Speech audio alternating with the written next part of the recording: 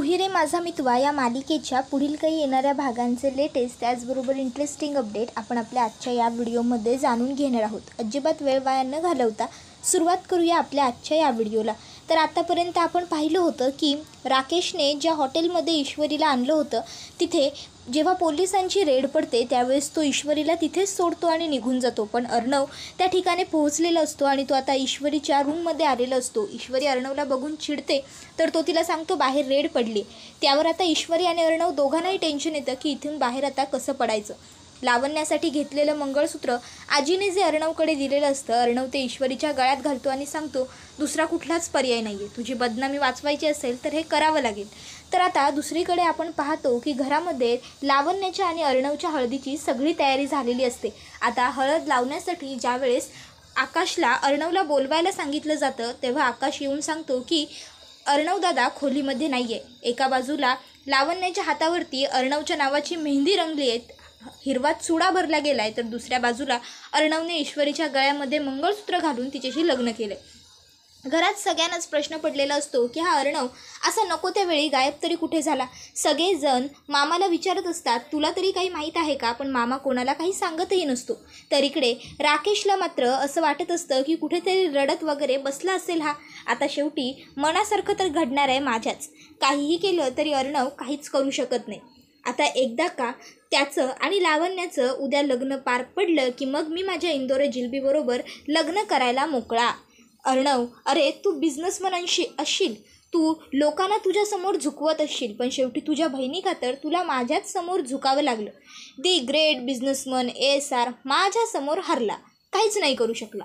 तर दुसरीकडे आता अर्णवने ईश्वरीच्या गळ्यात मंगळसूत्र घातलेलं असतं, पण ईश्वरी आता घाबरलेली असते, तिला खूप भीती वाटत असते आतमधून. तर अर्णवने तिला समजावून सांगितलेलं असतं घाबरू नकोस आणि मलाही घाबरवू नकोस, मला कॉन्फिडेंटली बाहेर जायचं आहे आणि तू सुद्धा माझ्याबरोबर बाहेर अशा कॉन्फिडन्समध्ये चल की जसं आपले लग्न अगोदरच झालं आहे आणि आपण नवरा बायकोच आहोत, कळलं तुला. त्यावर ईश्वरी म्हणत असते तुम्हाला सगळं सोपं वाटतंय. अर्णव ईश्वरीला म्हणतो तू काहीच बोलू नको, तू गप्प फक्त माझ्या बाजूला उभी राहा.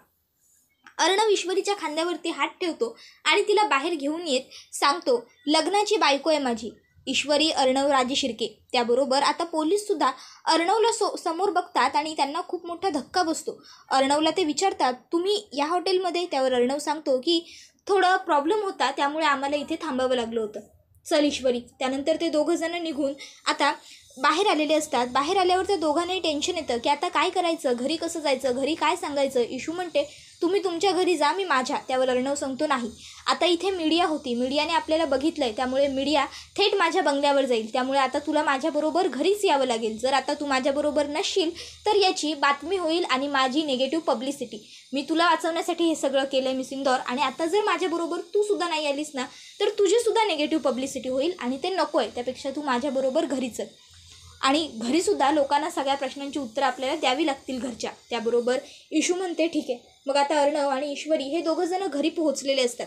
ते दोघं घरी येण्याच्या अगोदर अर्णवचा अंदाज अगदी बरोबर निघालेला असतो. मीडिया घरी पोहोचलेली असते आणि आता मीडिया बातमी कव्हर करत असते की अर्णव राजे Shirke the great businessman ASR यांनी लग्न केलं, पण यांच्या घरच्यांनाच या गोष्टीची अजून खबर नाही आहे. ASRची आजी, ASRची बहीण यांनाच प्रश्न पडतोय की अर्णव राजे शिर्के यांचं लग्न पार तरी कसं पडलं. तर काही रिपोर्टर न्यूज कव्हर करत असतात की आत्ताच तात्काळ ASRचं लग्न पार पडलं आणि त्यांच्या लग्नाचं डेकोरेशन अजूनही त्यांच्या घरात आहे आणि ते त्यांच्या बायकोला घेऊन फिरायला गेलेत. बापरे, नाना विविध प्रकारच्या भरपूर न्यूज मीडियाने तयार केलेले असतात. तोपर्यंत ईश्वरी आणि अर्णव घरात एंट्री घेतात. आता दोघंजण आल्यावर सगळा फोकस त्यांच्यावरती पडतो.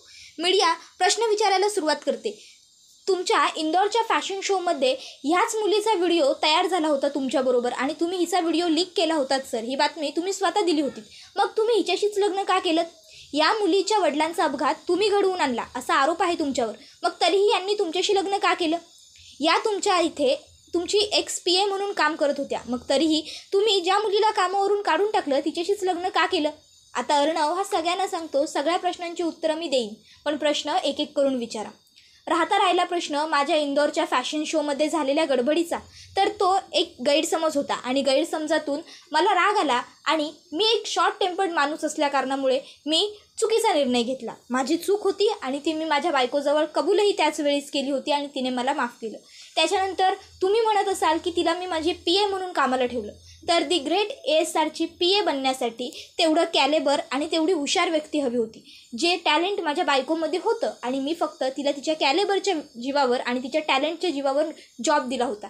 माझी USची एक डील होती, ज्याचे काही मॅनिक्विन्स होत्या त्या खराब झाल्या. ऐन वेळेस चुकून तिथे थोडी गडबड झाली, त्या सगळ्या मॅनिक्विन्स पडल्या, त्यांचे थोडे हातपाय तुटले. पण त्यावेळेस माझ्या बायकोने डोकं वापरलं, तिने स्टाफला तयार केलं, स्टाफला साड्या नेसवल्या, स्टाफला त्या मॅनिक्विनऐवजी उभं केलं आणि प्रेझेंटेशन कंप्लीट केलं. त्याच्यामुळे माझी करोडो रुपयाची डील माझ्या हातातून जाता जाता राहिली. हे तिचं टॅलेंट आहे. आणि राहिला प्रश्न मी तिच्या वडिलांचा अपघात घडवून आणल्याचा. मी जर एवढा मोठा बिझनेसमन आहे, तर मला तिचा वडिलांचा जर अपघात घडवून आणायचा होता, तर मला स्वतःला जाण्याची काहीच गरज नव्हती. मी कोणाला पैसे दिले असते तरी सहज माझं काम पार पडलं असतं. आणि हे न समजणं इतकी माझी बायको मूर्ख नक्कीच नाही आहे. त्यामुळे मला असं वाटतं, जर आता तुमच्या सगळ्या प्रश्नांची उत्तरं तुम्हाला मिळाली असतील, तर तुम्ही इथून निघालात तरी बरं होईल. कारण काय आहे, आम्ही दिवसभर बाहेर होतो आणि तुम्ही हे सगळं जे डेकोरेशन बघताय ते आमच्याच लग्नाचं आहे. लग्न झाल्यानंतर महत्त्वाच्या कामांसाठी आम्हाला बाहेर जावं लागलं होतं. तर आता तुम्ही जर आलात तर बरं होईल, कारण आम्हाला आमची पर्सनल स्पेस हवी आहे. चल बायको, एवढं बोलून अर्णव आता ईश्वरीला घेऊन वरती येतो. ईश्वरी ताबडतोब अर्णवचा हात आपल्या खांद्यावरून झटकते आणि त्याला म्हणते, पुन्हा माझ्याजवळ येऊ नका. आत्तापर्यंत जे झालं ना तेवढं पुरे झालं. तुम्हाला काहीच गरज नव्हती माझ्या गळ्यात मंगळसूत्र घालण्याची. फक्त मंगळसूत्र घातलं तुम्ही माझ्या गळ्यात. तुम्हाला अक्कल आहे? अहो, हे सगळी तुमच्या लग्नाची तयारी आहे. खाली लावण्या मॅडम तुमच्यासाठी बसल्या आहेत वाट बघत तुमची, आणि तुम्ही माझ्या गळ्यात मंगळसूत्र घातलंय. त्यावर अर्णव म्हणत असतो, पर्याय नव्हता माझ्याकडे दुसरा काहीच. तुझ्याकडे होता जर काही पर्याय तर तेव्हाच सांगायचं होतंस. आत्ता हे उगाचच्या उगाच जी बडबड करतेस ती तेव्हा करायची होतीस. त्यावर ईश्वरी म्हणत असते, तुम्हाला कळतंय का हे सगळं काय घडून बसलंय ते? अहो, मीडियात पसरली आहे तुमच्या आणि माझ्या लग्नाची बातमी. आपलं लग्नच झालेलं नाही आहे, फक्त हे मंगळसूत्र तुम्ही माझ्या गळ्यात घातलंय, याला लग्न म्हणतात? अहो, कळतंय तुम्हाला तुम्ही काय करून ठेवलंय? मला नाही बोलायचं तुमच्याशी आत्ता या विषयावर. मला माझ्या घरी जायचं आहे. आता ईश्वरीला चक्कर यायला लागते. ती बोलत असते खरं, पण तिचे हातपाय हलत असतात, ती फिरत असते. अर्णवच्या लक्षात ही गोष्ट येते. अर्णव लिंबू सरबत आणि थंड पाणी मागवतो आणि ईश्वरीला सांगतो, हे पी. त्याच्यानंतर मी तुला तुझ्या घरी नेऊन सोडतो. खाली गाडीत मी वाट बघतोय, खाली ये, एवढं पिऊन. अर्णव तिकडनं थेट खाली तरातर उतरत येतो. आता तोपर्यंत मामाने सगळ्या मीडियावाल्यांना पाठवून वगैरे दिलेलं असतं आणि आता मामा अर्णवकडे येतो आणि अर्णवला म्हणतो, अर्णव, अरे काय रे, काय चाललंय तुझं? त्यावर अर्णव सांगत असतो घडलेला सगळा प्रकार मामाला. त्याच्यानंतर आता तो म्हणतो की आता तिला मी तिच्या घरी सोडायला चाललोय. हे बोलणं अंजलीताई ऐकते. आता नशिबाने अर्णवने राजेश नाव घेण्याऐवजी खरोखर राकेशच नाव घेतलेलं असतं आणि त्यामुळे अंजलीताईला कळलेलं नसतं की राजेशच राकेश आहे. ती आता ईश्वरीकडे येते आणि ईश्वरीला समजावून सांगते की हे बघ ईश्वरी, उद्या अर्णवचं आणि लावण्याचं लग्न होणार होतं, पण आज रात्री ही जी काही गडबड झाली आहे त्यामुळे अर्णवने तुझ्या गळ्यामध्ये मंगळसूत्र घातलं. हे बघ, तो राकेश एक नंबरचा नीच माणूस होता. उलट नशिबाने त्याने तुझ्या गळ्यात मंगळसूत्र नाही घातलं आणि त्याच्या नावाबरोबर तुझं नाव नाही जोडलं गेलं, ते चांगलंच झालं.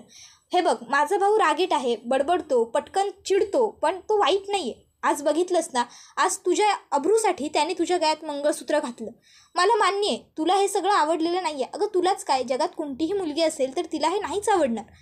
पण आत्तापुरतं तू प्लीज ह्या घराच्या बाहेर पडू नकोस. ईश्वरी म्हणते, ताई तुम्ही काय बोलताय? तुमचं तुम्हाला कळतंय का?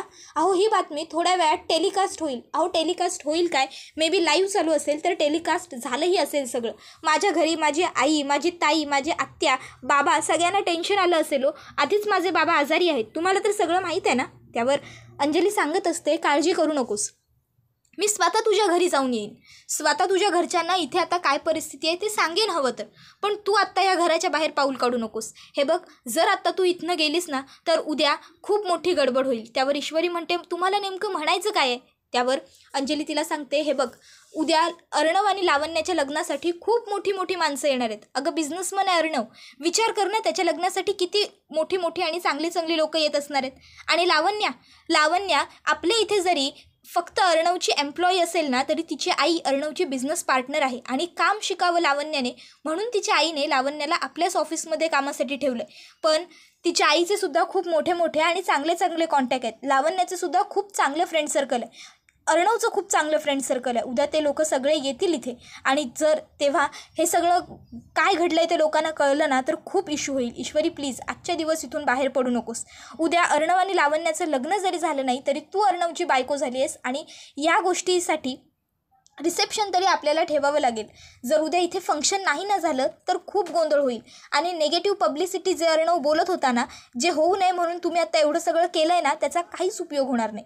त्यावर आता ईश्वरी म्हणते ठीक आहे, मी उद्याचा दिवस इथे थांबायला तयार आहे. आता अंजलीताई तिकडनं गेल्यावर अर्णव वरती येतो आणि ईश्वरीला विचारतो, तू खाली का नाही आलीस? मी वाट बघत होतो गाडीत. तर दुसरीकडे आता लावण्या हिची प्रचंड चिडचिड होत असते. तिला कळतच नसतं हे सगळं काय घडलं, कसं घडलं. मी हळदीच्या पाटावर बसले आणि माझा होणारा नवरा जो उद्या माझ्या गळ्यात मंगळसूत्र घालणार होता त्याने एका दुसऱ्याच मुलीच्या गळ्यात मंगळसूत्र घातलं आणि तिला माझ्यासमोर आणून उभं केलं आणि ही माझी बायको आहे असं तो मीडियाला सांगतोय समोर माझ्या. तर आता इथे दुसऱ्या दिवशी फंक्शनची सगळी तयारी आधीच करून झालेली असते. आजी वल्लरी ह्या दोघीही खूप चिडलेल्या असतात. त्यांना या सगळ्यात काहीच इंटरेस्ट नसतो पण तरीही त्यांना तिथे येऊन उभं राहावं लागतं. तर अर्णव आता तयार होऊन खाली आलेला असतो. अर्णवचे मित्र, कलिग, बिझनेस पार्टनर बरीच लोक तिथे आलेले असतात, त्याचे फायनान्सर वगैरे, आणि सगळे अर्णवबरोबर बोलत असतात. तर आता अंजली त्या ठिकाणी आलेली असते. आता अंजलीला आधीपासूनच ही गोष्ट माहिती आहे की अर्णवचे सगळे मित्र, सगळं फ्रेंड सर्कल, बिझनेस पार्टनर, त्याचबरोबर फायनान्सर जे कोणी आहेत ते सगळे लावण्याला ओळखतात. त्यामुळे आता ईश्वरी अर्णवची बायको आहे हे हायलाईट होण्यासाठी मुद्दामून अंजली ईश्वरीला अर्णवने ज्या रंगाचा कुर्ता घातला आहे त्या रंगाला मॅचिंग होईल अशी साडी नेऊन देते आणि ईश्वरीला तीच साडी घालायला सांगते. ईश्वरीला इंटरेस्ट नसतो पण अंजलीच्या सांगण्यामुळे तिला ती साडी नेसावी लागते. आता ईश्वरी ज्यावेळेस खाली येते त्यावेळेस अर्णव हा लोकांबरोबर बोलत असतो, पण ईश्वरी आल्याच्या नंतर अर्णव ईश्वरीकडे बघतच राहतो कारण ईश्वरी खरोखर खूप सुंदर दिसत असते. त्यावर अंजली त्याला म्हणते, नजर हटत नाही आहे. अर्णव म्हणतो, ताई. त्याच्यानंतर आता लगेचच अंजली स्टेजवरती येते आणि म्हणते, आता मी तुमच्या सगळ्यांच्या समोर अर्णवची बायको हिला बोलवते. कार्यक्रमात आपला थोडासा बदल झाला आहे. आज इथे आम्ही लग्न ठेवलं होतं पण आपल्या अर्णवला लग्नाची इतकी घाई झाली होती की त्याने आधीच लग्न करून घेतलं आपल्या सगळ्यांच्या. आता पर्यायाने जर लग्न पार पडलेलं आहेच तर मग आपण इथे फक्त गेट टुगेदर ठेवलं आहे जेणेकरून तुम्हा सगळ्यांना अर्णवच्या बायकोला त्याचबरोबर तिलासुद्धा तुम्हा सगळ्यांना भेटता येईल. त्यानंतर आता अर्णव आणि ईश्वरी दोघांनासुद्धा स्टेजवरती बोलावल्यानंतर लोकांमध्ये कुजबूज व्हायला सुरुवात होते की लावण्याबरोबर लग्न होणार होतं, मग ही कोण मुलगी आहे जी येऊन अर्णवबरोबर उभी राहिली आहे.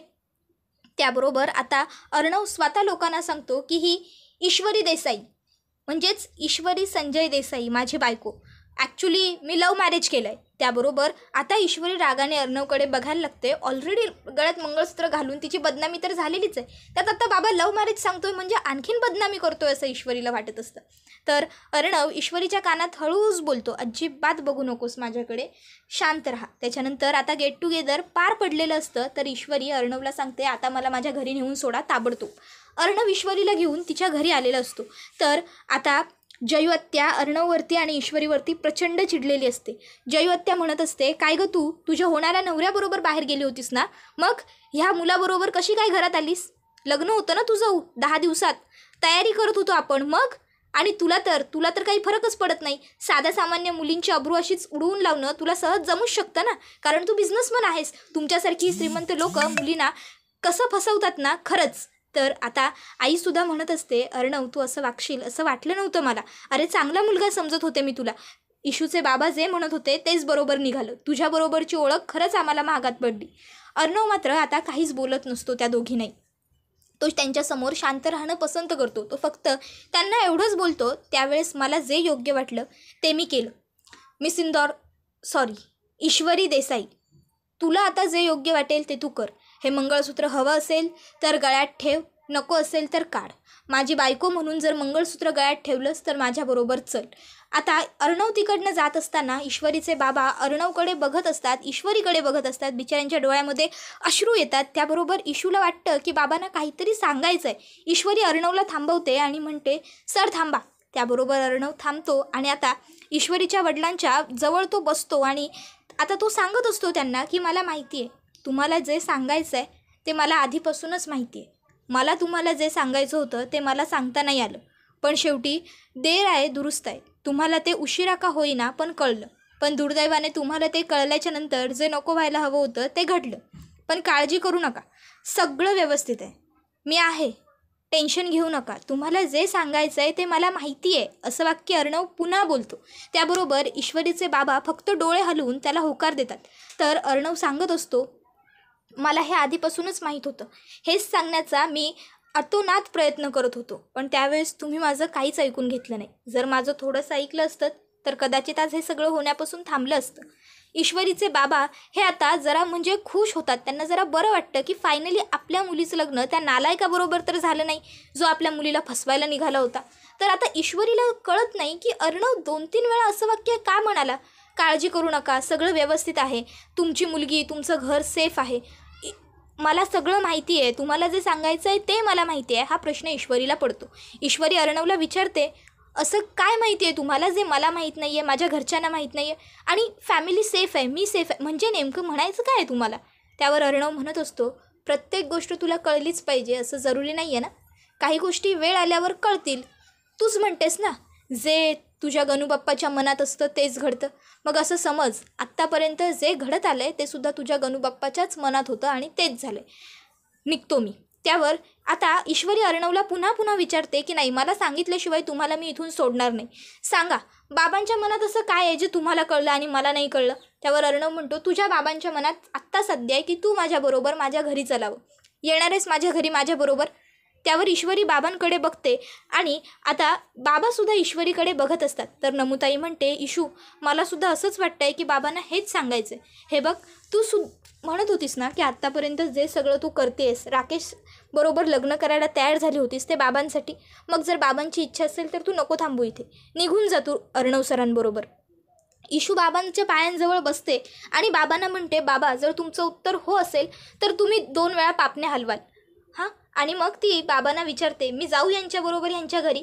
त्यावर बाबा 2 वेळा पापणे हलवतात आणि त्यानंतर ईश्वरी अर्णवबरोबर त्याच्या घरी निघून येते. तर इकडे आकाशला मात्र प्रचंड आनंद झालेला असतो, कारण त्याच्या भावाला त्याचं प्रेम मिळालेलं असतं. आकाशला वाटत असतं की माझ्या दादाचं आत्ता सगळं चांगलं झालं आहे. तर दुसरीकडे राजेशला मात्र खूपच जास्त राग आलेला असतो. त्याला वाटत असतं की हे सगळं काय होऊन बसलं, आता जर माझी इंदोरी जिलबी सतत त्या अर्णवच्या घरामध्ये फिरत राहणार भिंगरीसारखी, तर मग मी त्या घरात कधी जाणार आणि मी त्या बावळट अंजलीला कसं काय गुंडाळणार? आता तर माझे सगळेच रस्ते बंद झालेत. त्याबरोबर हा व्हिडिओ इथेच संपतो. व्हिडिओ आवडला तर व्हिडिओला लाईक करा, चॅनलवर नवीन असाल तर चॅनलला सबस्क्राईब करा आणि बेल आयकॉन आठवणीने प्रेस करा, जेणेकरून तुम्हाला पुढच्या प्रत्येक व्हिडिओचं नोटिफिकेशन मिळत जाईल आणि सर्व व्हिडिओंचा आनंद हा अगदी उत्तम पद्धतीने घेता येईल. आता पुढे पाहणं तर हे इंटरेस्टिंग ठरेल की अर्णव ईश्वरीसमोर राकेश म्हणजेच राजेश आहे हा त्याचा खरा चेहरा कधी आणणार. तुम्हाला काय वाटतं ते कमेंटमध्ये नक्की सांगा. धन्यवाद.